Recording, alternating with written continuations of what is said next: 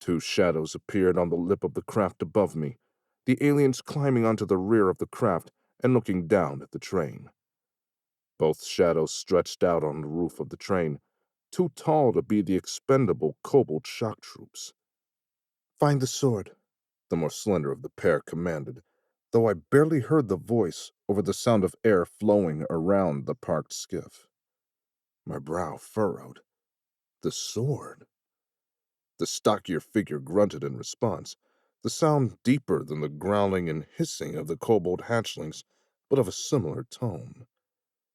I activated the plasma grenade in one hand and let it cook for a moment.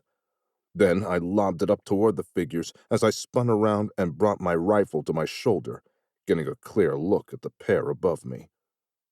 The first alien was a Movana, with sapphire blue eyes and silver hair whipping in the wind. The second figure was a taller, more muscular kobold, clad in armor a clear tier above the shoddy garb worn by the more disposable lizard forces.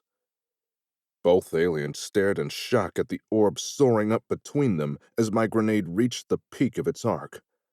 The charge detonated in a brilliant flash of azure light that bathed the figures in blue flames as they were blasted apart, the explosion throwing the two screaming aliens in opposite directions. I grinned as it tossed them clear of the train, even as I blinked away after images of the flash. I doubted the explosion and fall killed either, but they were out of the fight for now and would have to catch up later, if they could. A moment later, a few singed kobold hatchlings peeked over the back of the skiff, and my rifle took the head off the first to appear. Before I could shift aim, the others ducked out of sight. I frowned at wasting ammo with the overkill. I'd expected another of the stronger juvenile kobolds, and the hybrid rifle clearly had more firepower than I needed to deal with the smaller lizards. Storing the rifle, I pulled my beam pistols as a wave of kobolds poured over the back of the skiff. The first two carried boarding shields like the initial phalanx from the first attack. I ignored the pair, attempting to pick off the lizards behind them in midair as they jumped down into cover behind the shield bearers. I swept the barrels of my energy pistols from side to side, catching each kobold 2 or 3 times before they dropped behind the protective barrier of the shields. Eventually, one of the kobolds stayed still on top of the skiff long enough to shoot at me, forcing me to move evasively as I attempted to avoid the rifle shots from above while still returning fire. When I shifted my aim to the rifleman long enough to drop the lizard, enough of the kobolds made it into cover behind the shields that they began advancing. Their progress pushed me back from the skiff and toward the end of the engine's roof, dangerously nearing the edge as the volume of energy fire from the growing mass of kobolds picked up intensity. My ice armor melted under the barrage, and my health dropped.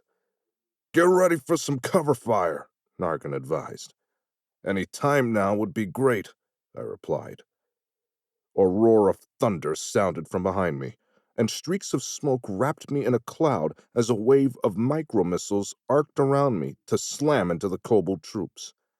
The detonating missiles sounded like extremely loud popcorn as they exploded against the boarding shields and amidst the lizards.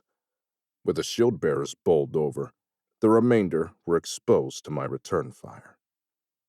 Unfortunately, the explosions halted the tide of kobolds jumping from the skiff. The lizards posted up on the rear of the vessel, and before I could take advantage of the disrupted formation, they fired down at me instead. Charging forward into the disorganized mass of kobolds, I slipped the pistols away and drew my melee weapons. My knife and axe ripped through the weak creatures. The fire from above never slackened, though it hit the kobolds around me more frequently than my moving figure. Another roar from behind announced a second wave of missiles, this time focused on the attackers above. The rippling explosions cleared the rear of the skiff, leaving me to finish the last of the living kobolds on the roof of the engine.